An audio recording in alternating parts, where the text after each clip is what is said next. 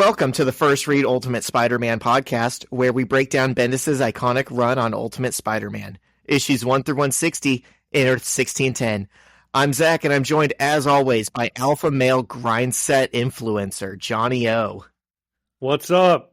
John, you got any good tips for us for how to bulk up and make women respect you? Gosh, darn it. I wish I was clever enough to have something funny coming in That's here all with right. that, but That's all right. Hey, no free info. Take this man's 6-week course. Yeah, darn it. That's what I should have said. Yes, I actually have plenty of info about that, but you'll have to buy my course if you want to know. That's great. Love it. How we doing, man? Pretty good. How's your week? Oh, pretty good. Man, I've been driving around with my trunk open. So this is what happened. What a guy. Last week, we recorded on Friday because I had something going on Saturday. I went to Milwaukee on Saturday to see one of my favorite bands. For anyone tracking, Purdue got blown out by Oregon. Yeah, and you're welcome for letting you miss that bloodbath. Yeah, thank you. Thanks. Yeah. So I went to Milwaukee for a concert, came back, got home at like 5 a.m., all right? And we were getting in and out of the trunk that whole time. My buddy had bought some beer up in Milwaukee and put it in my trunk. I dropped him off at his house at 5 a.m. He got the beer out and then was like, dude, your trunk won't close. And my trunk is broken. And all I could think was how lucky I was that it happened in my hometown, and I didn't have to drive back from Milwaukee through Chicago, through Indiana, with a trunk bouncing open. Yeah. Well, here's a broke boy story for you. My trunk was broken in the past, and I just had it bungee cabled for like months before I finally felt like taking it in, and apparently it's not that hard of a fix, so I don't know. Yeah, that's what I'm doing right now is I've got the bungee cables, but sometimes I'll go over a bump a little too fast and I'll just hear it smack. Yeah. Yep. Well, how was the concert? Oh, it was everything I dreamed of and more. It was great. Awesome. I've been saying Bane. This is like the last bucket list band for me, unless some people start coming back to life or getting uncanceled. Who needs to get uncanceled? Everyone. Falling in reverse? No, I don't give a shit about that, but I have some problematic faves, unfortunately. I like them first, and then things come out, just to be clear. Well, so how was the rest of your week? That was last weekend? That was last weekend, yep. And did you have anything really exciting happen to you? Throughout the week? Yeah. No, that's why I had to go all the way back to last weekend to have something to talk about. What about you? No, I don't think so. Went and watched some good 8th grade volleyball. Nice. Hey, that's hot. So, no, I haven't done anything exciting. Shoot. We've got to create some better content. We've got to start getting into some crazy things. Yeah. Oh, I mean, I did. So, okay, I was reading this morning and taking my notes, and I don't know if you do this, but taking my notes is like a whole process for me because I have ADHD and get distracted midway through. And I ended up finding out about this like cursed amusement park in New Jersey, and I just went down the Wikipedia rabbit hole about this thing. It's pretty funny. I want to hear about it. This thing should have been shut down from day one, but it just operated for decades, and like everyone in the area knew you don't mess with that place. Apparently they had like a ski lift ride where you could control your own speed. What's it called? Action Park, I think. Wow, that sounds Action pretty Park. sketchy. Look it up. It is crazy. Every single ride has like its own paragraph of lore about like all the people that got hurt or killed on it and all the changes they had to make. Wow. They had a ski lift ride that people were constantly falling off of where you could control your own speed. and they described it as having two speeds: barely moving and death is imminent. And then their wave pool was called the grave pool because so many people were drowning in it. And they had one ride that just blew my mind. No engineers designed it, okay? A guy drew it on a cocktail napkin having drinks one night, and it's a water slide that has a loop in it. I'm looking at it right this second. Oh my God. I knew that's what you were going to say before you said that. I almost even said the cannonball loop. This thing has some insane lore. Apparently, it was so bad. So they said, like, going down it was the equivalent of having, like, 9 Gs of force on your body. Some of the test dummies sent down before it were dismembered and decapitated. Yes. And they were paying, like, the lifeguards at this water park, like, $100 to test it out. And people were breaking bones and losing teeth in this thing, so they put padding in it. And then they started wondering why people were coming out with cuts all over their bodies, and they dissected it and found out that there were human teeth stuck into the pads of the ride. What? How? What? People would hit their face on the padding so hard their teeth would pop out and get lodged in. And then someone else would go through and ride over the teeth. So looking at this picture, okay, I mean, it doesn't look so crazy. I'm thinking the mistake is the loop needs to be expanded more. It's way too sharp of a turn into a circle, right? I'm guessing that's what the problem had to have been. That's your professional opinion? That's my professional opinion. Yeah. One non-engineer critiquing other non-engineers. Yeah. As a stoned man on the internet, that's my professional opinion here. Yeah. Anyways, but don't you think you're an architect? I mean, that's what it seems like to me. Let me just say, in my day job, I've never designed a water slide, so I don't know the science involved. But I feel like just one 90-degree loop is not. God didn't intend for that. You can't have a 90-degree loop, Zach. So that's how I know this isn't your expert opinion. Yeah, you're right. You're right. What do I know? Maybe the ride was fine. Anyways, if you ever want to putz around Wikipedia, Action Park is a great place to start. Yeah. Dude, I want to go to a theme park again so badly. I want to go to Cedar Point so badly.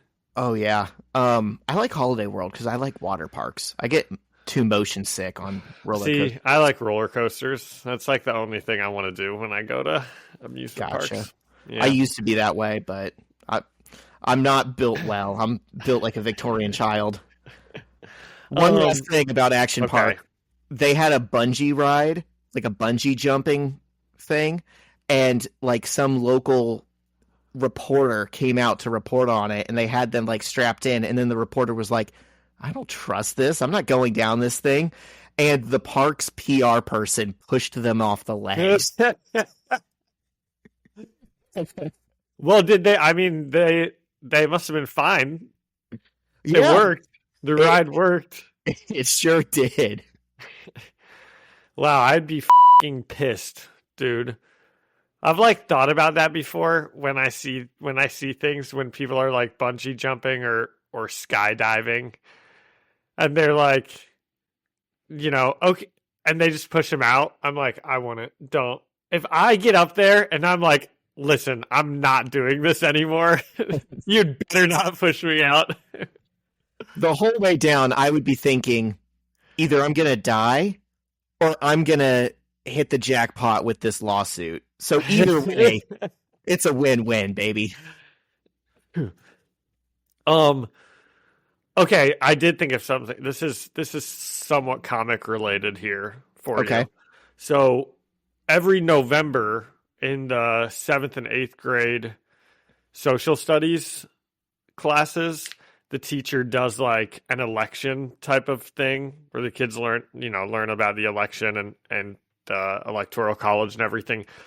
So they do their own election and it's DC versus Marvel, so there's like a DC primary where the kids can vote on which DC character, and then there's a Marvel primary. And Well, who do you think it turned? Who do you think? If you had to take a guess for a DC and Marvel hero for the presidential debate, who would you guess? Okay, that's sick. I'm gonna say DC clearly came down to Batman versus Superman, and I bet they chose Batman.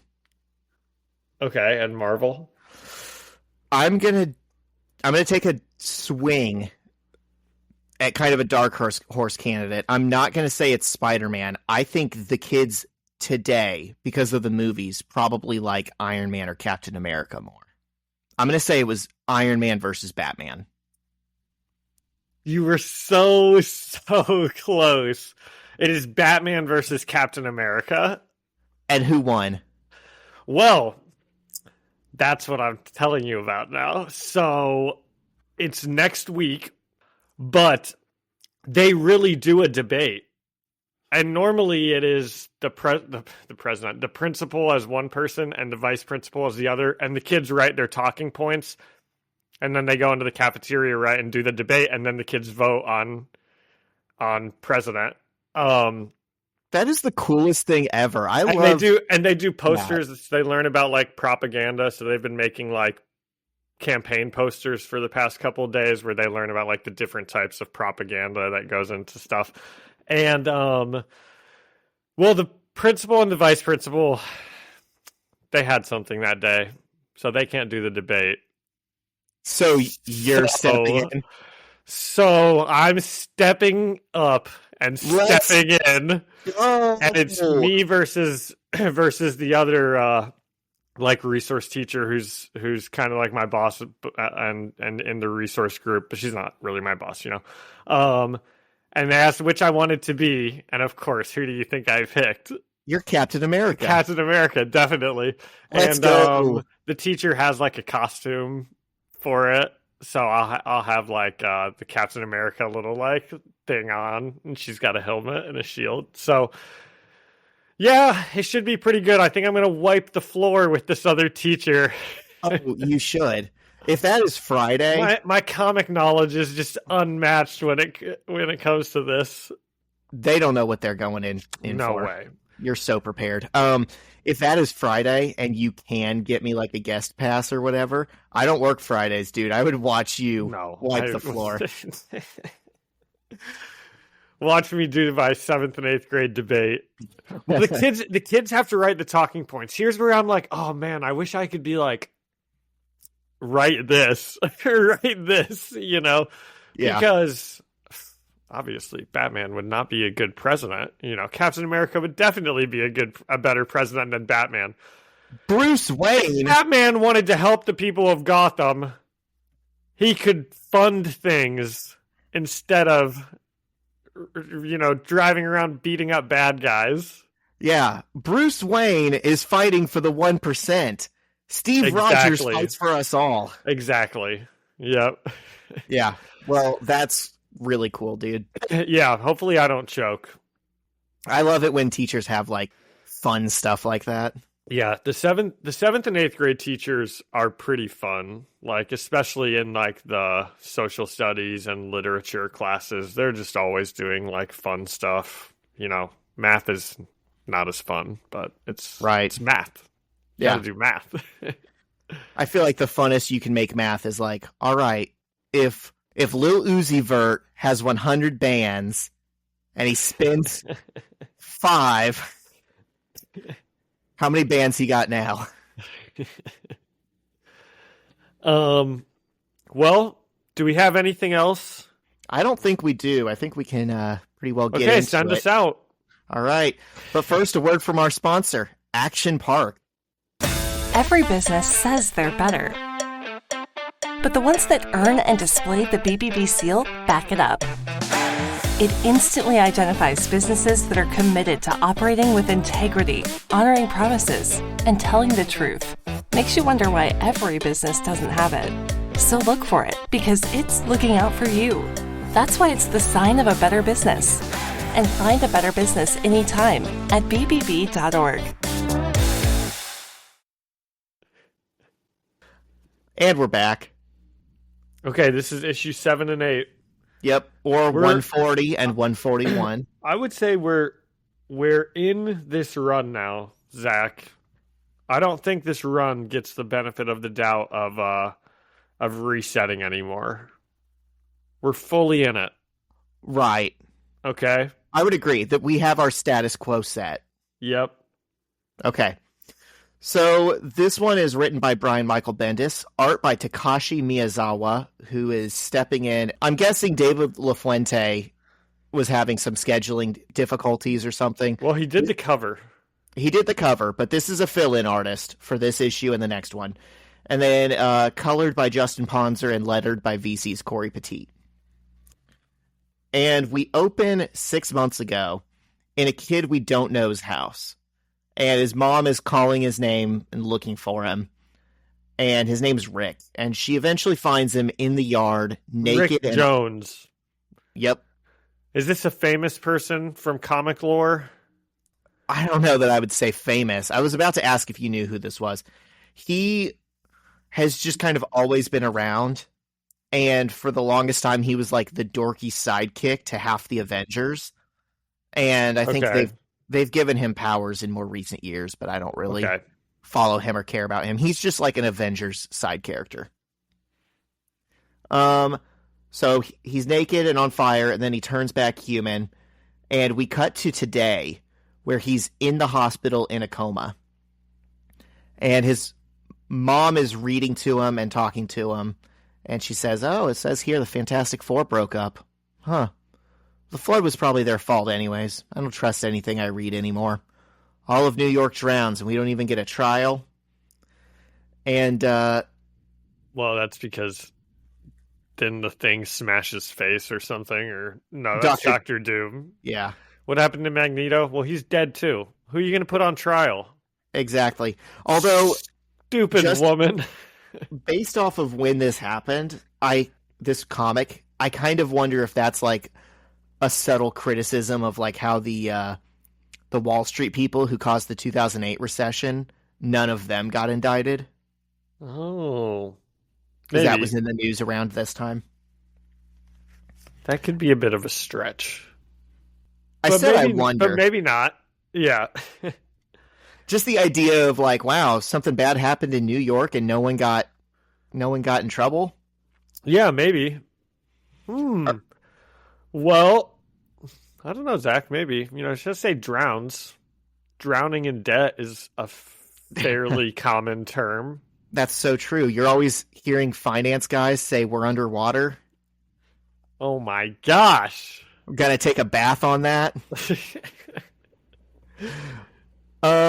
And Rick Jones wakes up and says, "Mommy," and she cries and hugs him and is like, "Oh my God, Rick." And we cut to the mall where MJ is going in for a shift at the CDOAS, and Peter is going to his shift at Burger Frog. Okay, so just to like touch on the illustration here, this is looking at this page. I think the first time I looked at it, I was like, "Oh, Mary Jane looks like how she's supposed to look again." And I didn't realize it was drawn by a new person. I kind of skipped over that. So I was like, "Oh, well, maybe LaFuente, when she's out of school, she's still, doesn't have glasses and she kind of looks more like how we know Mary Jane."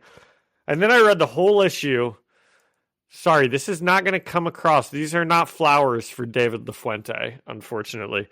Then I read the whole issue, and I was like, man, this is a lot. I like this a lot more than I usually like the illustration. And then I got to the end, and I go, I'm going to go back and look and see if this was David LaFuente, because it just doesn't seem like it was. But I hope it was. And then it wasn't, obviously. It was somebody else. So I don't know. That seems significant to be like, wow, I like this issue's illustration a lot more. The characters look like how they're supposed to look. I'm glad David LaFuente is getting the message, and I'm be like, oh wait, no, it's just not him anymore. That's so funny that you say that, because I'm over here thinking I kind of like Miyazawa's art, and I feel like it feels like a perfect mixture. If you took 50% of Stuart Immonen style when he was drawing this book, and like 50% of LaFuente's art when he's on the book, this is what that marriage would look like. And I feel like if we had gone Immonen, Miyazawa, and then LaFuente, the change just wouldn't have felt as stark and drastic, you know? I kind of feel like Miyazawa could have been the ongoing artist on this. So for a while. Is he like recurring? He's recurring for your issue and mine. Yeah. But it's still LaFuente is the main artist on the title. Yeah. It's just, I think Immonen and Bagley are kind of unicorns in the sense that they were constantly meeting the art deadlines. There's a lot of people in the industry who were good, fine professional artists who just don't always do that. And they have fill-in artists pretty often on most titles. Okay, so Peter and Mary Jane are talking about how crazy it is that Peter now has Gwen and 2 superheroes living at his house. And he's like, hey, it wasn't my idea. And okay, I couldn't help but think, first of all, did you mention their outfits? You said they're both on the way to work, but you know, Peter's in his like dorky frog outfit and MJ's in her dorky corn dog on a stick outfit, and they're like walking through the hall, and it's kind of fun, you know. They'd stick out a lot. Yeah. In the mall, you can tell where they're going, but imagining them leaving their houses and like riding on the train in this, they would look like big dorks. But I can't help but think that this is Bendis writing like himself into the story, because he's like, this seems like a bad idea, and then, you know, it's kind of also him being like, it wasn't my idea. You, Gwen, Iceman, the Human Torch, all living in the same house. It wasn't my idea. Like, that feels to me like he's saying that, you know? Editorial made me do this. Yeah, kind of. And that then is he's interesting. He's like, MJ, it was Aunt May's idea, and let me tell you, she's never seemed happier, you know? So that is kind of what it seemed like to me when I was reading it, but maybe I'm just kind of putting my own thoughts onto that. And by Aunt May, we mean Joe Quesada. Exactly. Yeah, that is a very good read that is quite possibly right, that I just had not considered. So yeah, that's their conversation is, you know, hey, it wasn't my idea. And then Peter says, I got to tell you, Aunt May has never been happier. She looks 10 years younger. She's bouncing around the house. And MJ's like, maybe she had a nervous breakdown. And Peter's like, what? And he really can't comprehend what is clearly happening. I mean, we kind of touched on this in the last episode, but it's pretty obvious that Aunt May is like taking in all these kids to fill some kind of hole in her own heart, you know? And that doesn't mean she's having a nervous breakdown. I don't think Aunt May's having a nervous breakdown. I think Mary Jane is getting to the heart of, there's something that's not healthy that's driving this. And I think she's just trying to do her role. You know, she lives with all these superheroes, and okay, here's what it reminds me of. This is like kind of a dorky thing that my mom said one time, but this is what it makes me think of is my dad had to like go to Kuwait for like a year and a half for some work thing, right? So like military type of stuff, because he's like somewhat involved, whatever, doesn't matter. So he's Tony Stark. He's Tony Stark. And that would obviously stink for like a married couple to have to be apart for like over a year. And she was like, well, that's just like my part that I can do is like, you know, like have my husband be over there. Like everyone's like serving their role in the like military, and like this is like what I can do. And I'm like, and I was always like, that's really dorky. But that's what it feels like for Aunt May. She's like, well, I can't go and save a city full of people or you know, like swing around or have superpowers. But this is what I can do. I can like help those kids that are like thrown out because of like their issues. Yeah. I get what you're saying, and I get, Peter just keeps coming back to, but she's doing a good thing. I am not saying inherently taking in people who need a place to live is like a sign of distress or something. I'm saying specifically for her, I think that's a fair assessment. And Mary Jane kind of brings that up. She's like, well, first her husband dies, then she finds out about your secret life, and then New York floods. And now she's bringing in like 3 kids. Maybe she snapped. Here's where I want this story to go. It turns out Aunt May did snap. And she drowns them all in the bathtub. That'd be good too. No, but it's because this has all been a plot by Norman Osborn to get all of these kids in the same place. So Miles Warren has been psychologically telling her to do this stuff. Wow. Pretty good. It was set up the whole time and we missed it. It would have been if that's where it goes. They did set it up pretty early on. Wow. Maybe you're right, John. We'll see. So Peter's like, yeah, but it's a good thing. Johnny and Bobby and Gwen had nowhere to live. And MJ says, I'm not talking about Gwen. Gwen's different. She's an orphan and your girlfriend. And they both get silent and sad and awkward after that because they still love each other. And then Peter says, that's not on the page. I just said that. Peter says, but this is the same thing. They had nowhere to go and she opened our door to them. It's a good thing. And MJ's like, okay, well, just watch out because deep down there might be something more going on. And Peter's like, I have to get to work, and starts to walk away. And MJ senses that she's upset him, and she adds, or maybe I could totally be wrong, really. And John, that just reminds me of the meme where it's like me giving someone advice, but then adding, but what do I know at the end in case it ruins their life? Yeah, that's pretty much every time I say anything. I'm always like, I mean, I could be wrong, but... As long as you hedge your bets, Yep. No one can come back at you and hold it against you. Even when I'm like helping the kids with something I don't really understand, I'm like, I think that this is what you do, but I mean, it might be wrong. Try it. Oh, sorry. No, dude, Antarctica's not a continent. It's just a block of ice, I think. Antarctica was the 50th state, right? It's the biggest one. That's great. Okay.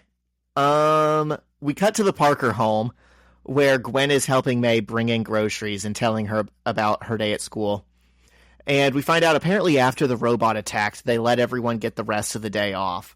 And then today they had an assembly. And she says the FBI was there and was asking if anybody knew anything about Spider-Man or the robot. And May's like, well, did anyone say anything? And Gwen's like, no, Flash just made a loud fart noise and everyone laughed. And May is like, amazing. I love that. Even the for brains principal didn't rat on Peter. Yep. That rocks. Everyone loves him now. Yeah. And they look across the street and see Rick Jones returning home. And May's like, oh, that's so sad. That boy went into a coma. They say it was for drugs. And then she's like, by the way, don't do drugs. And later that night, May comes over to Rick's house and gives Rick's mom some lasagna. And she's like, I know we don't really know each other that well, but hey, we both have kids. So if you need anything, let me know. Okay, so a couple things on this page. Yes. When Aunt May rings the doorbell, it says ping pong. Instead of ding dong. That's not what doorbells sound like. Well, maybe this one does. Why would they do that? John, it's an alternate universe. They have superheroes. That's true. They can have different doorbells than us. In this universe, it's ping pong. And then Aunt May brings over... She doesn't bring over a lasagna. She brings over some extra lasagna. Oh, yeah. I think that's rude. That's disgusting, yeah.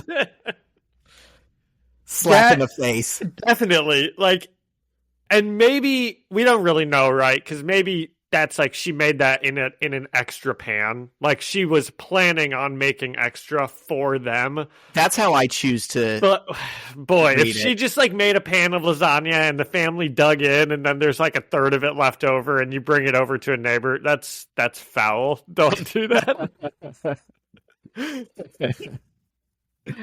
Yeah, good catch. Thank you for mentioning that. Okay, no problem.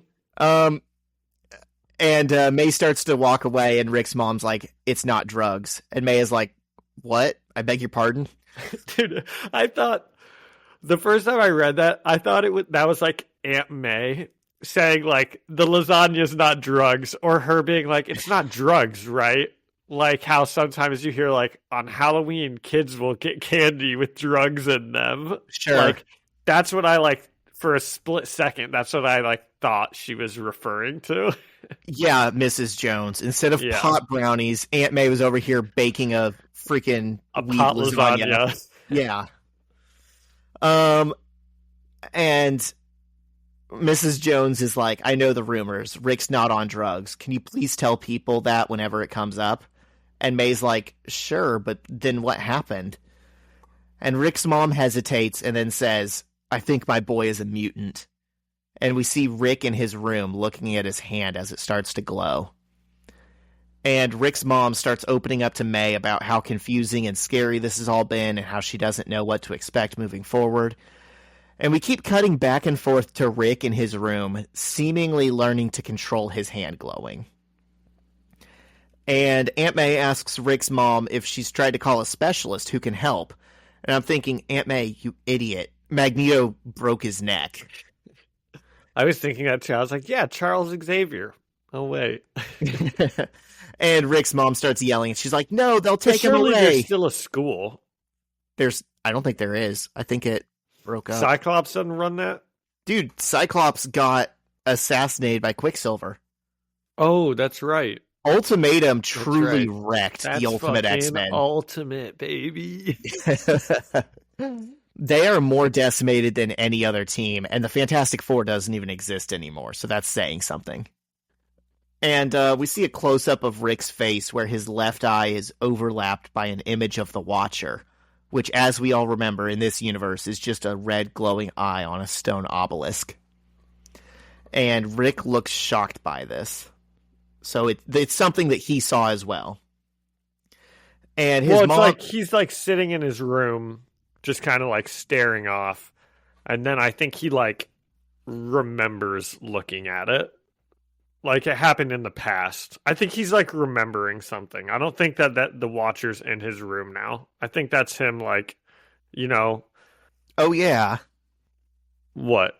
That's just, he's like, "Oh, yeah, there was a Watcher that one time." Yeah. Like, I think he's remembering, like, oh, last time I was in this room, that's what happened, right? The Watcher appeared right there, probably. Yeah. Did you ever watch Yu-Gi-Oh! Growing up? A little bit. Does this kind of remind you of, like, the Millennium Eye? I don't know it well enough. Okay. But...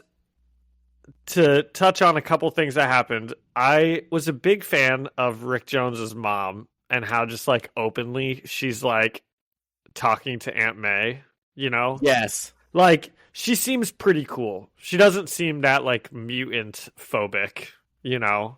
Can like, I say something? She's pretty open about this. She's also a pretty cute mom. That's probably why I like her. Yeah. And then the other thing is, when the Watcher appeared, I got kind of hyped. So that's like big points, I think, because I was like, you know, it like put a flutter in me that, you know, I was like, oh, now I'm excited to see where this story's going. Whenever you mention the Watcher around John, it just reminds him of his favorite issue where the Watcher had placed a bet on Spider-Man in a pickup game of football. Yeah, that's what it's doing inside me, is it's giving me that little like dopamine from my gambling addiction. But I do think they're cool. And yeah. I'm like, oh yeah, that was, you know, they're important, like cosmically. We still don't know enough about them because they did just like show up and they were like, we're here to watch the coming calamity. But then they didn't do anything, and we never saw them again. Well, that's their whole deal. They don't do anything. Well, I'd like to hear more about them. I can only observe. I cannot interfere, says the guy who stone eye. Says the guy who interferes in every Marvel story. Okay, so this is funny. Rick's mom ends the conversation with May by saying, "We'll get by, but please don't tell anyone." And May's like, "I won't." And then we immediately cut to her in her house, and she's like, "All right, family meeting. Ring-a-ding-ding, everyone gather round." And her army of super orphans gather, and she says she thinks they need to suit up. And Peter's like, "You're asking us to go be superheroes?" And Johnny says, "What the what?" Which, if this comic was made today, would be "What the Sigma." Oh my gosh, dude. There's like, that just like reminds me that there's like this kindergartner who, she's like just such a small little girl, like can barely even like form complete sentences to talk. And when something happens, I like do extended care, and sometimes I like play catch with the kids. So she's like, play catch with me, and I'll stand like 5 feet away and like throw a volleyball to her, and she'll try to. And when I throw it and it like is not, when it just like goes somewhere it's not supposed to, she'll be like, "What the Sigma?" And I'm like, "Oh my God. How are you already talking like this? Like how's that in your vocabulary right now?" Oh, yeah, I once said it ironically at a family gathering, and my 4-year-old nephew wouldn't stop saying it the rest of the night. And he's like, "That's actually really funny. Hey, I said that one time. Watch this. I'll say it again. Hey, what the Sigma?" And then he would laugh at it himself. Oh my gosh. Then he'd say it again like we missed it. Okay. Anyway, go on. Anyways, I just think it's I just think it's funny that Aunt May is like, "This woman just asked me to keep her deepest secret. I'm going to walk across the street and tell all the kids that live with me her deepest secret." And so she sicks her superheroes on Rick Jones, and we cut to the boys suited up and staking out the Jones house from a nearby roof. And Bobby's like, "I'll handle this. I was personally trained by Charles Xavier himself. I know exactly what to say and do in this situation." And Peter's like, "Really? Because a few months ago when Liz Allen found out she was a mutant, you were no help at all." They see Rick go into his backyard, and they think about jumping down to talk to him, but Peter says, "No, we can't scare him. He might explode or something." And Bobby says, "You mean like that?" And they look at Rick again, and he's glowing. And Bobby's like, "Just follow my lead." And he ice slides down to Rick and is like, "Hey, how's it going?" And this scares Rick, and he blasts off into the sky. And Johnny says to Bobby, "Hey, he learned it from the best." Yeah, it's pretty funny. I love those moments in this issue that are like obviously set up for the perfect punchline that we all see coming, but then it just still lands. Like, "Hey, Aunt May, don't tell my secret." And then immediately she does. And Bobby saying, "I'm the best at this. I can approach this kid and it'll be a good thing." And then immediately he scares him. It's like we obviously see that that's what's being set up, but it just hits. Yeah.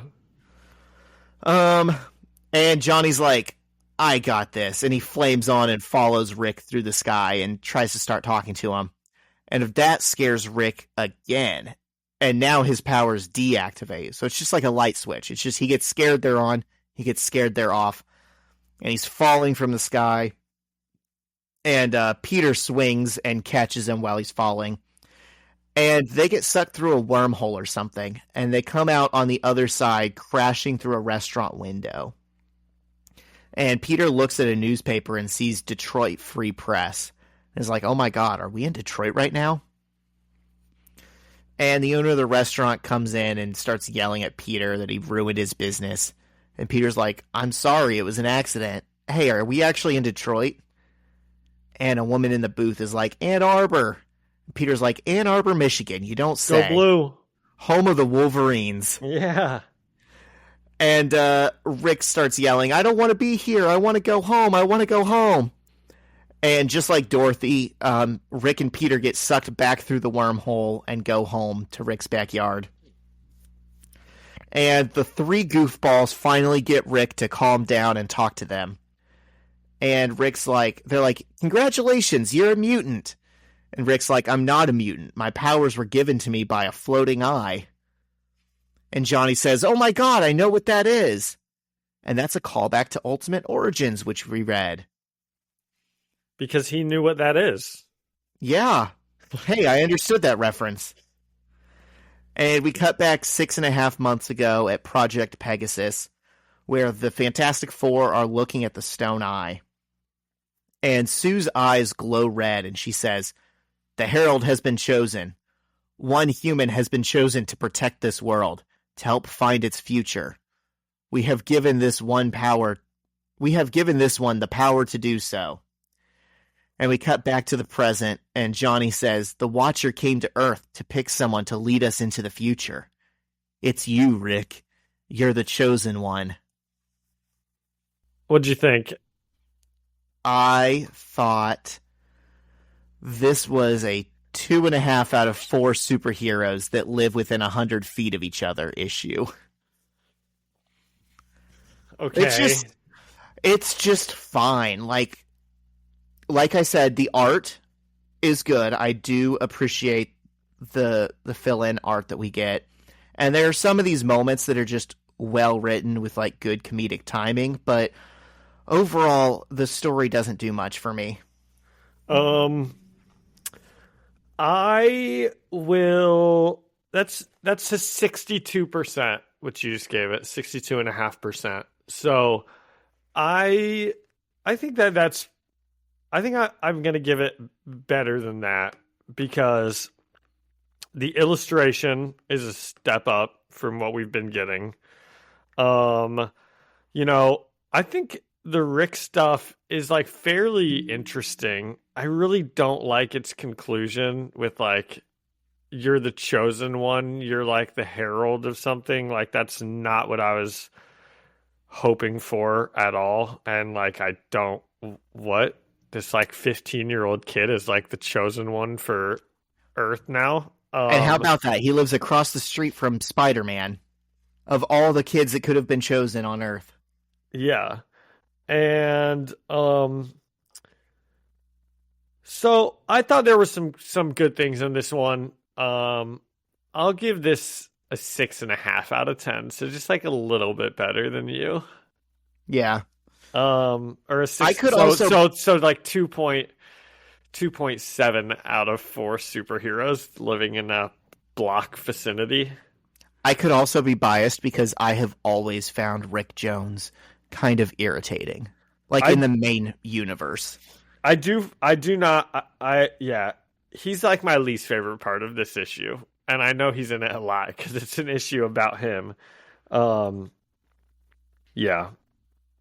There's a lot of little bits. So if we are going to assume what you said is true, and the larger narrative for this series is being guided by editorial, I feel like the things that Bendis actually has control over, which is like the specific words and the pacing of scenes and how they're formulated, I feel like all of that is really good. I liked Gwen talking about like, oh yeah, the FBI came and, we all told him to suck a lemon, and, Peter and Mary Jane looking like dorks going to work. And yeah. I mean, there's a lot of minor decisions in this that really work for me. It's just the overall direction of the story is not what I would have wanted. Yeah. Because you're right. As if we don't have enough teenage superheroes that we're following in this run right now. And also, I hate to say this, but knowing where all of this goes and knowing, they just set Rick Jones up to maybe be like really cosmically important. And I don't feel like that's ever going to pay off in the way that it should. Okay, well, I'm a bit confused on the timing of everything, and maybe I should save this for my issue, but we're about to get into it anyways. But so 6.5 months ago, the Watcher shows up and says, we're going to pick a herald to help save the world. And they pick Rick Jones, and he goes into a coma. And misses ultimatum. And he misses ultimatum. And so, like, that's f***ed, right? I mean, wasn't that what? Because based on the timeline, it would be my assumption that the Watcher, that he was supposed to help stop ultimatum, right? Not that he was supposed to wake up after ultimatum and then do something. Am I wrong in my assumption here? Yeah, no, that's funny. That's like a big kick in the pants to anyone that was like, oh my God, we need a hero. Someone do something. And there's just this kid in a coma on the other side of the city who like was supposed to be the one. That's like what it seems like to me. Yeah. I think that's, and based on their timeline, I think that's what the assumption is supposed to be. Well, or is this setting up something bigger that's coming? Bigger than ultimatum, Zach. How silly of me. Maybe, I don't know. What am I even talking about? Maybe. I mean, that'd be pretty hard to do. We've got like 20 issues left. They're going to do something bigger than like killing off half of the universe and killing half of the world. Yeah. Well, they also say, I guess there could be cosmic stuff. You're right. I mean, they also say like, you're the one who's going to lead us into the future. Maybe he's like the hero for rebuilding, like one era ends and another one begins. I just hate that because like, who is this little twerpy little teenager? I know. What, he's now supposed to be the most important hero of all time? Yeah. That is one of the reasons, okay. You're preaching to the choir, dude. Not to like get into Marvel MCU stuff. Agatha all along has kind of been pretty good here these last couple episodes, I will say. And can I just like spoil it? I know you don't really care at all what's happening in it, and you're probably not going to watch it. Okay. Sure. Okay. I got asked about it yesterday, actually. Someone who kind of knows me as like the nerd was like, "Are you watching Agatha all along?" And I was like, "No." Well, it's been kind of an inside joke. But anyways, have you heard about Werewolf by Night? You got to watch Werewolf by Night. And so Aubrey Plaza's character is Death, who we kind of like, it was assumed that's probably who she was going to end up being. And that's fine. But then I was watching some video on it and it was talking about how, so Aubrey, I just hope that they don't make it like, she's like the uber most important person in the MCU. She is like literally Death. So she's like, the person, right? Like we already had like Hela, who's like the goddess of death. And then everyone knows about the stuff with like Thanos in the comics and how he like I just hope that they don't just come and bring Aubrey Plaza in, who's just like this, like kind of like, I don't know. She's showing up in like a B-list TV show. And now she's like one of the strongest, most important people in this universe that they've like spent 20 years creating, and that's kind of what this feels like with Nova. Oh, whoops. Sorry. Rick Jones. Whoops. Spoiler. You know what I'm saying? Yeah, okay. I agree. Like I don't think I would be as mad if like this had even happened to Johnny or Bobby or something. Someone that we at least already had some kind of weight in the story. Yeah. Yeah. Okay. Issue 8 or 141, right? Yep. Same creative team. Art by Takeshi Miyazawa, but LaFuente still does the cover art. And we pick back up with all of our superhero friends and Rick Jones. And Rick Jones is confused. He's asking what just happened. And Johnny Storm steps up and explains that the thing Rick saw was something called the Watcher. And months ago, it appeared. And Johnny Storm's like, I'm in the Fantastic Four. You know who we are. That reminded me of this. There's this bit in Doctor Who with this character called Harriet Jones, and she's like the prime minister. Well, she starts the series as like just like a writer or something, or a journalist. Anyway, and she kind of moves up. And she always introduces herself, and she's like, Harriet Jones, MP for Flydale North. Harriet Jones, Prime Minister. Every time she introduces herself, she does it like that. And every time the person goes, we know who you are. And one time it's even like the Daleks, and the way they speak, it's funny. They're like, we know who you are. And that's what that reminded me of. He's like, Johnny Storm, the Fantastic Four, you know who we are. That rocks. And he explains that this is something called the Watcher, and months ago it appeared before the Fantastic Four and said it was going to give one person the power to save the world. And then that person was in a coma for the big disaster. I think that just has to be correlated, because they showed up and they were like, we're here to watch the coming calamity. We're going to give one person the power to save the world. That has to be, so I don't know. I kind of think they screwed up giving it to Rick Jones.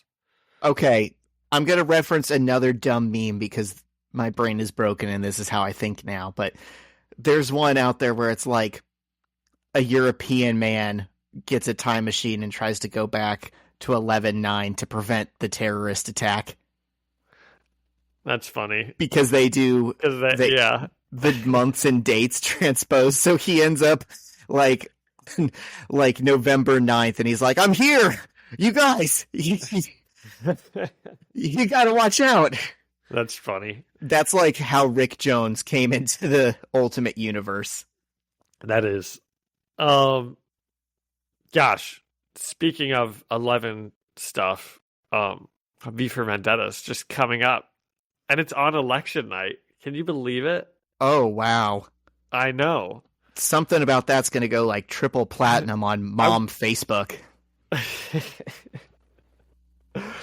Well, I'm watching V for Vendetta that night. My parents are having like an election watch, and because they're huge dorks like that, Sure. I'm Do like, the split screen. Steve Kornacki on one, Natalie Portman on the other. I don't even know who that is. Yes, you do. It's the guy with khakis who's always running around touching the touch screen. He's like, well, if this county goes blue, then blah, blah, blah, blah. I don't know politics. I just like to talk about them. Okay. Steve Kornacki is fun to watch because he looks like a toddler that just did cocaine. He has boundless energy. I think I do know who you are. Yeah, I see him running around. He's got like one night a year. Yeah. Yeah, that guy rocks. That guy, they should do like it would be funny for them to release something that's like a parody thing of him like training all year to like do this, and he's like, doing the shuffles back and forth or something. Well, last and year he's like doing some types of things to like get ready, Last year, if there was still humor in the world, maybe they'd do something like that. Yeah. They've had him like break down towards the end of the NFL season, like the scenarios for the playoff picture, and like, oh, this team has a 33% chance of making the wild card, but if they win tomorrow, that jumps up to 60. That's pretty fun. Yeah. Okay. Now that's how you make a math lesson fun. Let the kids just be Steve Kornacki for a day and talk about like the odds. Dude, I used to, when I was a kid, every single day before going to school, and probably after going to school, I would have the sports page in my hand, and I would be like going over the box scores from like the NBA games the previous night. And that's like how I learned math, that's how you learn what like winning percentages are and like decimals, because you'd be like, wait a second, this says that they have a 0.52 winning percentage, but this says it's a 52 like that's just how you learn stuff. And it's like, oh, so if they go up to this, and man, kids just don't do anything anymore. There's like no critical thinking involved. Sorry, I'm just complaining. I know I love to complain. But there is something to be said about how stupid the generation is. And I'm sure, the generation before us that just learned math for the sake of math is looking at you like, oh, this kid's only doing it to figure out, field goal percentage and stuff like that. Well, that's how you learn it. That's like, I know it right? worked By making it was just something that was interesting. So like the number sense just intuitively came as you're like looking at it, right? Yeah, I can relate to that because I sucked at math, but I could rattle off statistics like no one's business. Yeah.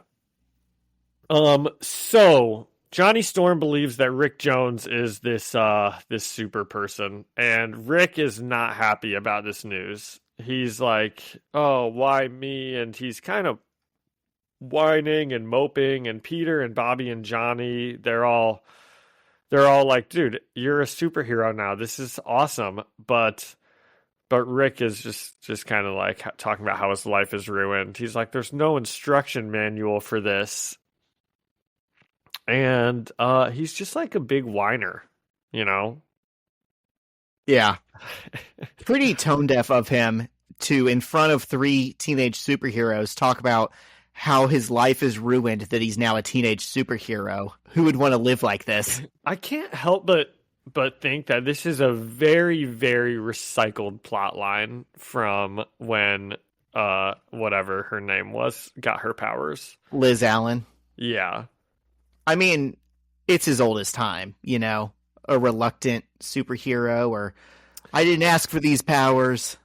Yeah, I mean, I just think it's like, I bet we could even compare lines and they're like saying the same things. Of course, because there's only so many ways to write this scene. I don't know. I think some people would be psyched if they woke up with powers. And that's also I don't think everybody would be like the same exact thing, and I don't know. And even Peter is immediately, the group they're trying to calm him down, and they're like, no, dude, we're going to figure out your powers, and we're going to get you a costume, and we're going to make you a name. And right, it's the same thing we talked about with Liz, and we're like, dude, take a step back, for a second. Like, I don't know. It just felt like I'd read the exact same story before. Yeah, I feel that. Yeah. So, and Rick says it's lame to have a name and a costume, which Liz Allen probably also said. And Rick wants to go see where the Watcher first appeared to the Fantastic Four. And he's like, I need to see it. And as he says that, his powers activate, and he and the rest of the group are jumped to the SHIELD Project Pegasus base in Wyoming. And as they walk towards the base, they see that the door has been broken into. And when they walk through the door, there are bodies littering the floor of the SHIELD base. This is a pretty hardcore shot. Pretty ultimate. It is pretty ultimate. I mean, the way how small all of the bodies are drawn makes it seem like this is a huge corridor, and they're like, they almost look like ants, like, I don't know. It just looks like there's a lot of dead bodies there. They've just been like ripped through. Yeah. Yeah. Poor guys. Whole lot of Hearth Michelsons. Yeah. And the friends sneak through the base, and they encounter a group of sexy lizard ladies who are there to steal something called the Serpent Crown. And right as they take the crown, a big brawl breaks out between our super friends and the lizard ladies. And Zach, do you have anything before I get into the brawl? They're hot. Bobby talks about that later. He's like, is it weird that I was turned on by like these lizard women that kind of stink? And I'm like, you know what, man? That's a valid question, because I get it. But then also, it's funny. It's funny because like two of them are like lizard people. They are like, they have like lizard features. like a But then, scaly but then tail. two of them are just like women in underwear. That's true. Yeah, just like the standard female superhero outfit that's really lingerie. Yeah. Yeah. Um, They also kind of remind me of what is the Lizard League? the Lizard League in Invincible. I Yeah. know exactly. I think I even like typed that in here somewhere. I call them the Lizard League. And do you notice the thing in the background? So they're like in the Yes. storeroom of Yes. Shield with all the goodies that they've collected. There's an Infinity Gauntlet with at least with what would appear to be all of the stones in there. I'd have to assume that this is a replica. Or they just didn't know what it was or how to use it or something. But where would they have gotten the Infinity Gauntlet with all 6 Infinity Stones? That's a good point. I think it's just an Easter egg, but it's cool that it's there. Yeah. Let's see. I'm zooming in to see what these other things are in the background, and I don't recognize them. Maybe. Neither did I. Right. There's not that many. I think the one you're supposed to notice is the Infinity Gauntlet. And these lizard ladies even say, we're only here for the Serpent's Crown, nothing else. And one of them's like, but wait, there's other cool stuff. And it's like, yeah, if you grab the Infinity Gauntlet behind you, that might be... Well, she's holding something. The one who they're talking to is holding something in her hand that I'm guessing she took. And that's what they're telling her to put down. But I don't know what that is either. Yeah. We just killed all these guys, but we really can't steal more than what we came So here what for. is the Serpent Crown? They're just sexy ladies, I guess. I think it's so funny that... No, what's the Serpent Crown? What are they there to steal? Do you know? Have you ever heard of it? No. Okay. They're serpent Probably ladies. something And that just like, turns people into lizards. yeah, it's a crown, and I wouldn't expect them to be there for anything else. Did you say it's because they're ladies? They're just there to steal the jewelry, huh? No, because they're lizard ladies. That's the bigger part. So a big brawl breaks out, and Rick Jones is kind of getting beat up. They're like, run, Rick Jones, and he's running because he doesn't know how to use his powers yet, and he's kind of getting punched, and everyone else is fighting, and as Zach was saying, like, Bobby is kind of, as they're fighting, he's just talking about how sexy the girls are, and he's like, I would date any of you, just saying, when this fight's over, and, asking if any of them are single, and then, as, the fight is maybe looking not so good for our heroes, Rick Jones is able to channel his powers, and he blasts one of the lizard ladies. I don't know. It's kind of weird.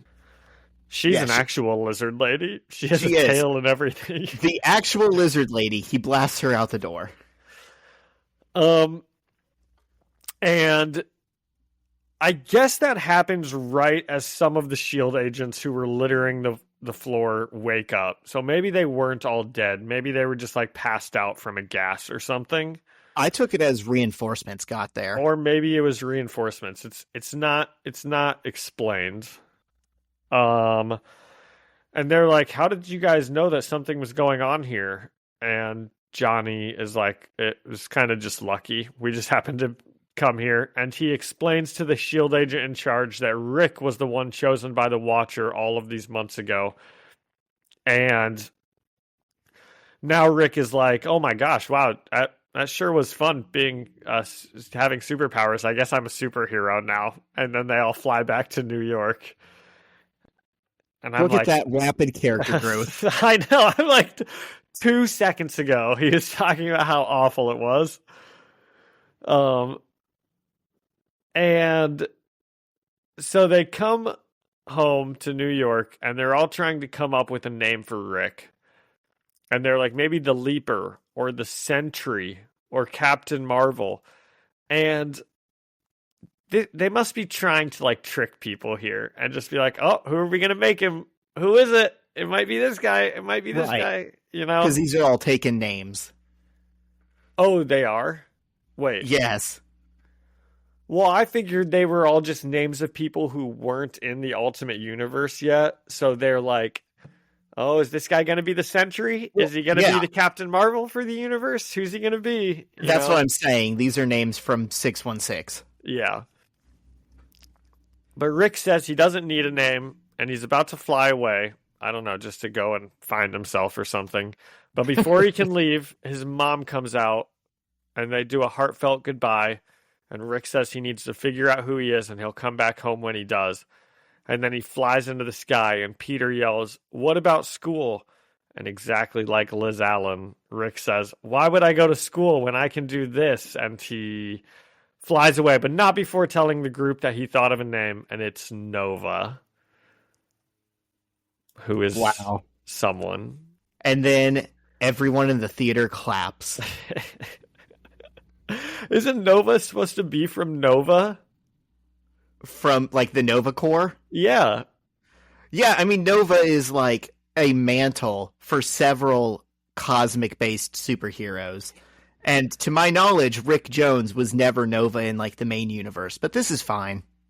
Okay. We're just riffing. I don't care. Yeah. We're all just having fun. And Peter, standing next to Rick Jones's mom, says, "Are you okay, ma'am?" And mom responds, "Get off my property before I call the police." And the three super friends head back towards the city, and they wonder if they'll ever see Nova again. And Peter says, "I promise you we will, when it's absolutely, positively the least convenient moment for me." And that is pretty funny. That's self-aware. That is very self-aware. And, yeah, pretty good issue. Actually, it wasn't, but it was a fine ending. It's like I said about my issue. That was just muscle memory there, wrapping it up. It's got some good quips. It's got some little one-liners. Yeah. They're having fun.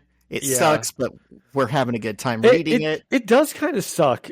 Like, it does kind of suck. It just doesn't feel like we're getting, like Spider-Man at all.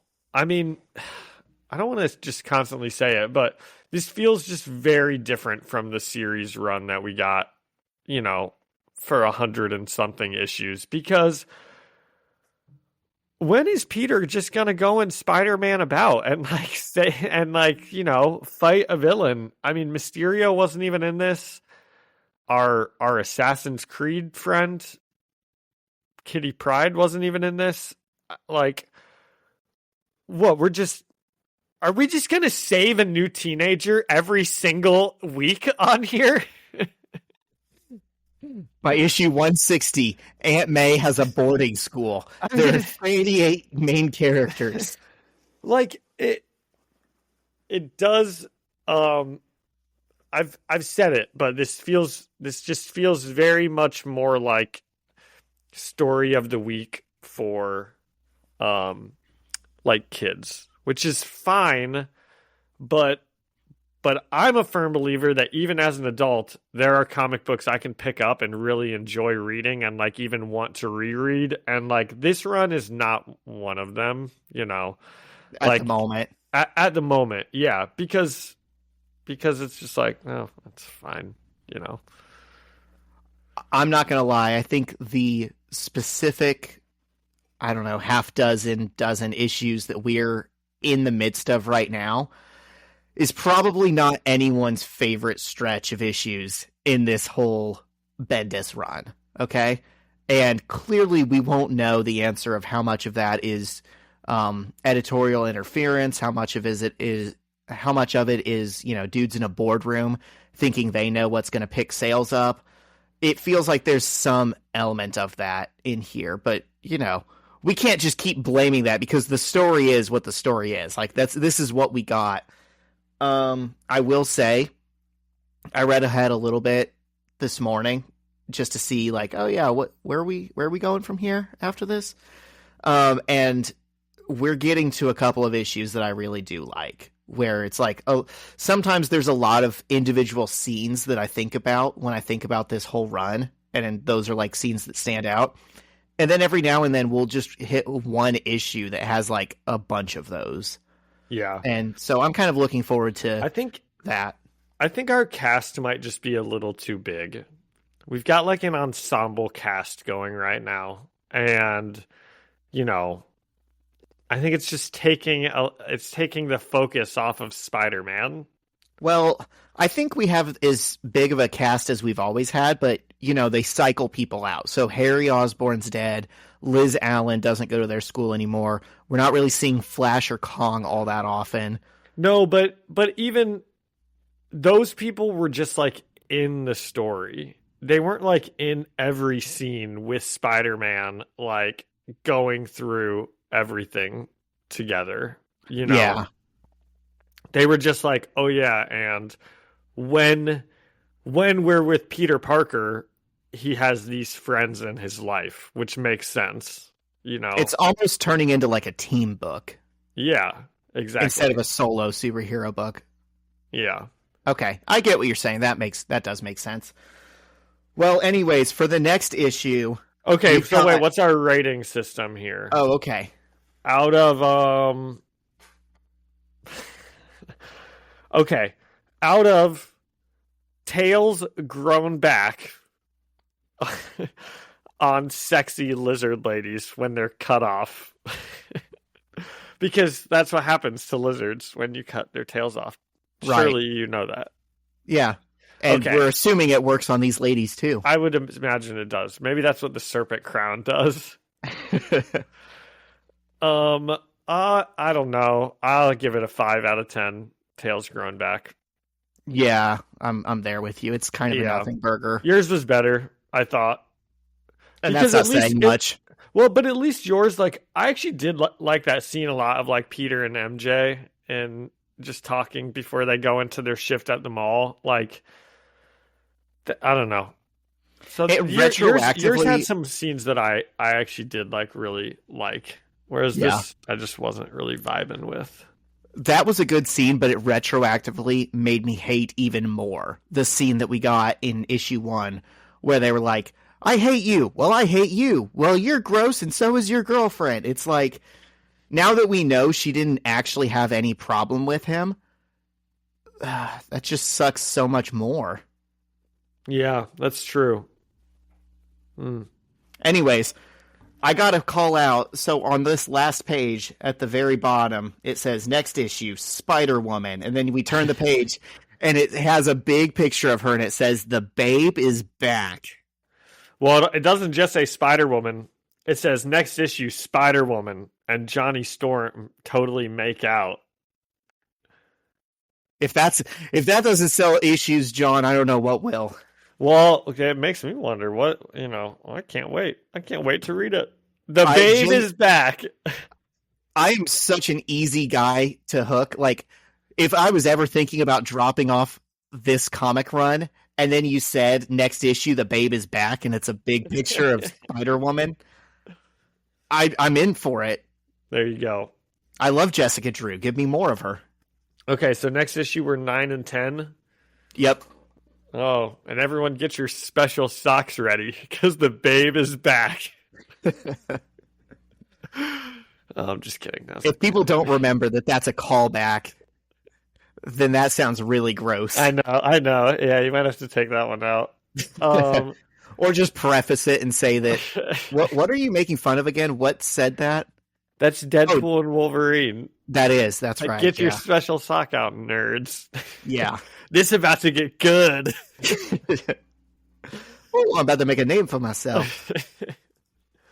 Oh my gosh, did you hear? Okay, I guess we'll move into other things unless you have other Spider-Man stuff. But they're canceling Blade. There is only ever one Blade. There's only ever going to be one Blade. Wow. I know. What a fumbled bag. How do we live in the world where Agatha Harkness gets her own show and Blade gets canceled?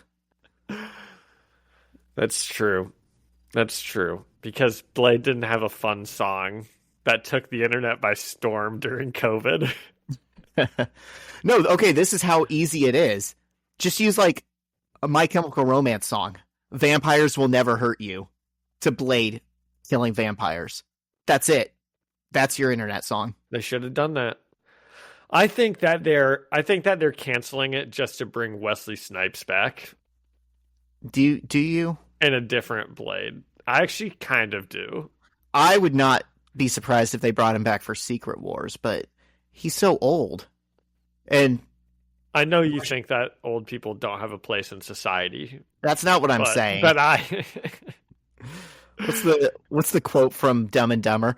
Wow, I guess it is true what they say. Old people, while feeble and useless, can sometimes still do something. I don't remember that at all, but that's pretty funny. He like asks a woman to like watch his wallet or something, and he says that to her, and then she just takes it and robs him. That's funny. Okay, I've been watching this show I texted you about. Oh yeah, It's a good one. If any of the listeners want to jump on, Peter Capaldi. It's called The Devil's Hour, and it's starring Peter Capaldi, who was my favorite doctor, and he's just an awesome actor. And it's about, he kind of like gets to play another like time sentient like being, because it's basically about how like every time you die, you don't just die, your life begins over. And Peter Capaldi is specifically able to remember all of the loops of his life. So he's able to like plan it out.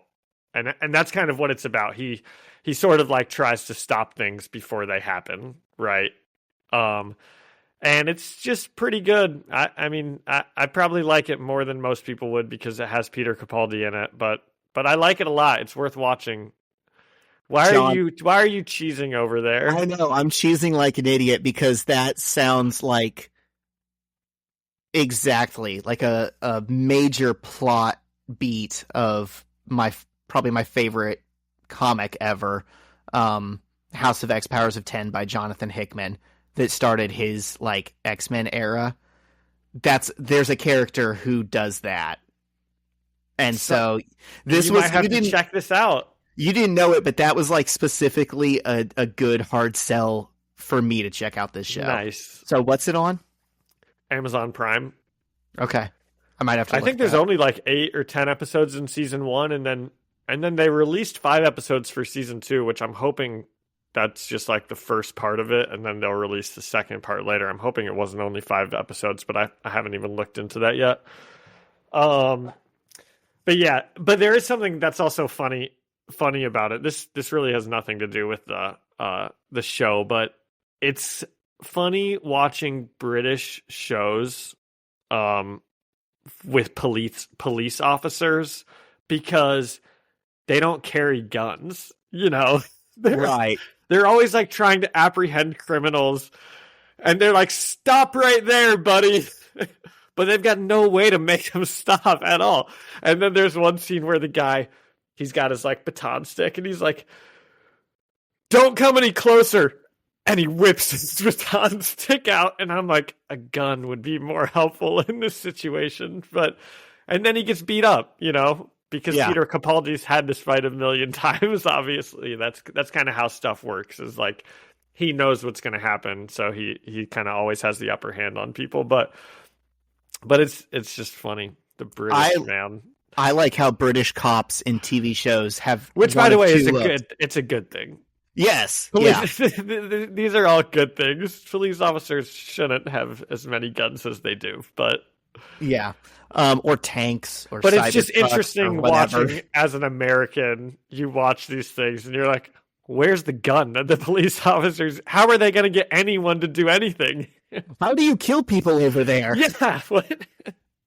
I love how British police officers in TV shows have one of two looks, which is either like, I don't know, like old-timey war general with the stupid cone hat, or like a traffic guard with a reflective vest. That's what I always picture a lot. They're constables. Yes. Well, that's cool. Yeah, pretty good one. That's a good recommendation. You should. Okay. I gotta ask. I know you're gonna hate this. I haven't seen any more of Evangelion. You're so done with it. No, I'm not. I just spent. There's 5 episodes of The Devil's Hour in season 2, and they're each an hour long. So, like, I spent my time streaming this past week watching that. Gotcha. You know? Yeah. No, I'll still throw it on every now and again. I haven't completely forgotten about it. Okay. But it hasn't hooked me. I was talking to my cousin about it, who was also watching it, and he's like, I like it. I like the characters. It's a good show. I'm not quite sure why you think it's like the best show ever made yet. It's just robots. And I'm like, okay, if I was 2/3 of the way through Fight Club, I would think it's just a movie about the Fight Club, right? You get to the end and you realize the Fight Club is like such a small aspect of what the story is. That's what Evangelion is. You get to the point where it's not the robot show anymore. And it's like that's the hard thing about selling people into watching it. Interesting comparison. I'm not sure that I'd agree with that comparison, but well, you're like 2 episodes in. No, but I mean Fight Club has stuff going on early on in the movie. There's like a ton of, it's not just like about a bunch of guys fighting, you know. Doesn't it start out with like very like anti-consumerist messages, and you can kind of tell something's happening with the main character like before, you know, I don't know. There's I see also what you're saying. There's also teases in Evangelion where you could brush right past it and miss it, but then like in hindsight you're like, okay, oh, that was a detail for something later. Okay. Well, no, I'm still giving it chances. I am. Okay. I'll do a couple episodes this week. A listener wrote in on Instagram. Jacob said that it hurt to hear you say you didn't like the theme song, and I was like, I know. I'm not sure I didn't like it, Jacob. It just like really caught me off guard when I like played the episode, when I hit play on the very first episode and that theme song like came out. I was like, what is Zach having me watch here? Yeah, it does catch you off guard. It's kind of like conga line music. I don't even like remember what it. I thought it was. It's like happy. It's like happy Japanese music. It was like Pokemon music. Yes. Okay, what else do you have? I don't know. Neither of us have seen Joker 2 Electric Boogaloo yet. I can't believe that. Folia Doo-Doo. This Joker's movie is back and more Joker than ever. Yeah. There's 2 kicks on I was about to say the same thing. Damn it. Yeah, no. Okay, say it. Finish saying it. 2 kicks on the big stairs. There's 2 kicks. 2 kicks. Yeah. Penguin show is apparently really good. I've heard that. I heard that from a buddy. He texted me and was like, dude, are you watching Penguin? And generally, like, if I get a text from him, I'm like, oh, wow, this must be pretty good. If he's, like, reaching out to ask me if I'm watching it. They had to recast him from the guy who played Penguin in the most recent movie. Because that actor... Colin Farrell? What? Colin Farrell wasn't the Joker. No, he's the Penguin. That's what I said. That's what I meant. Colin Farrell. Yeah, he just had Penguin. A ton of stuff on his face, so you like no, but it was a different. Recognize him. It was a different guy in the Robert Pattinson movie. Is what I'm saying. No, I don't think so. I think it's Colin Farrell. I promise you, they recasted him, and it was because the guy from the movie said he didn't like that this was like a violent, evil dude. And it's like, yeah, you're playing the Penguin. He's a gangster. I am going to look up. Oh, wow. Colin Farrell had a sex tape released in 2006. How about I'm on his Wikipedia here. Oh, why is there no filmography section? Yeah, he was the Penguin in the Batman. I mean, dude, I already knew this 100%, but this is just clarification. Me. I'm not. Colin Farrell was the Penguin, and now he's the Penguin in the series. I already knew that he was, because I remember hearing about how like he's like unrecognizable and blah blah blah. Okay, then I don't know what the I read. Oh, dude, you're thinking of Danny DeVito. No, I think the internet just lied to me. That's impossible. But also, you're right. Colin Farrell is unrecognizable as the Penguin. Yeah, I'm not seeing anyone else who plays it, so I'm gonna assume I'm right here. We gotta get these. We should watch that. That one we should watch because I have heard it's good. I'm not very interested in it, but if it's good, then Right. Yeah, I'm there with you. And like I said, I can tell I'm more open now to like DC stuff. We're definitely going to have to read Absolute Batman. Oh yeah, definitely. Yeah. Yeah, we can get into some Batman ones. That'd be fun. It would. Okay. You got anything else? We're going to watch Joker 2 this week. Just kidding. Probably not. Have you heard about it at all? I've heard that it sucks ass. Yeah. I'm probably never going to watch it. I'll watch it eventually. Okay. I still haven't even seen the Marvels. I'm like so behind all of these superhero movies and stuff. But Nick Fury's in that one. It's kind of fun. Yeah. I intend to watch it. I just haven't yet. Yeah. No, I don't have anything else, Zach. I don't think so. Okay. Do you? No. Okay. It's Spider-Man trivia time. Ding.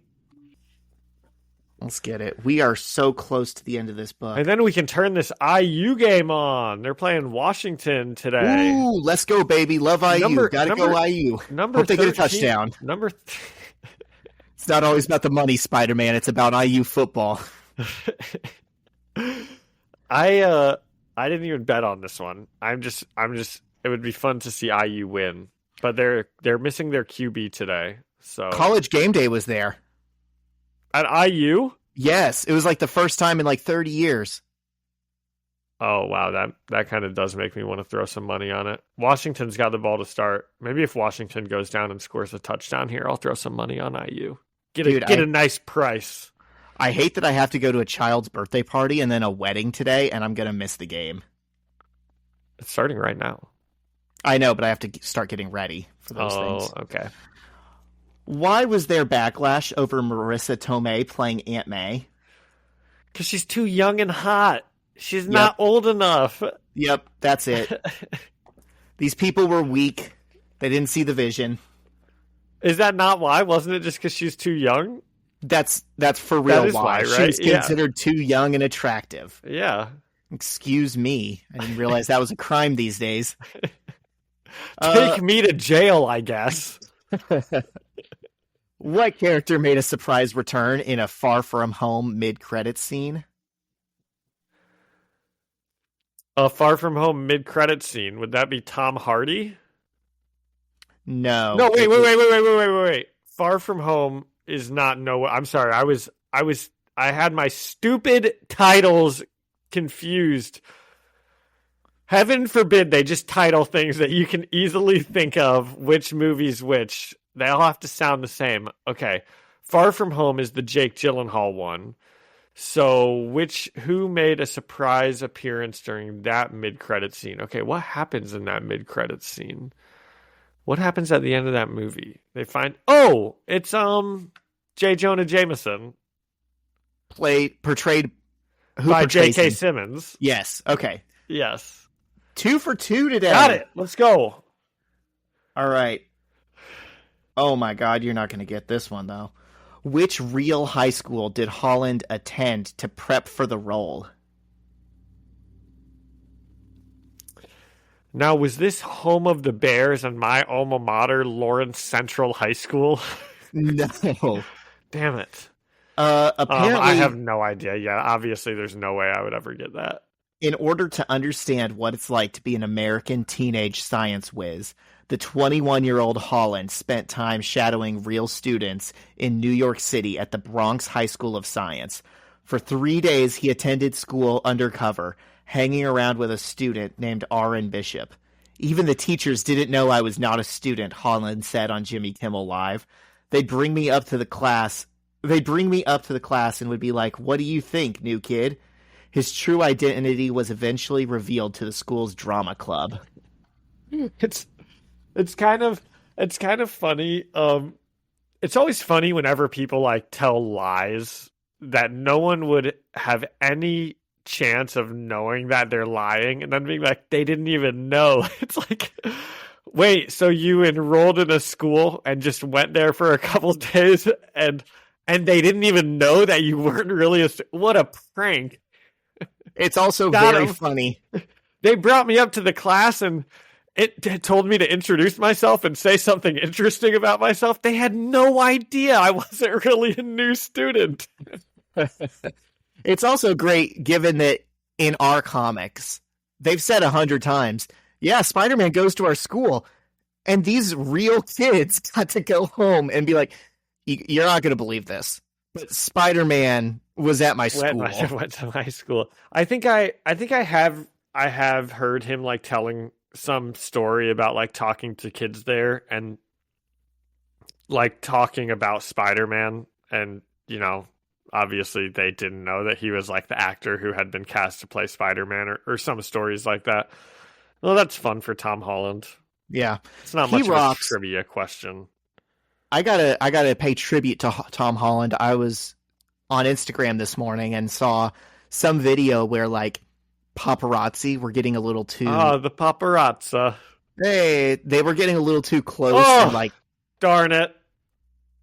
Washington was driving, about to score a touchdown, and they just threw a pick six. So that's good. IU's up 7-0, but it's going to make it impossible for me to get a good number on a bet here. I was kind of hoping Washington. Anyway, Zach, go on. Yeah, I'll take IU's pick six over your bet.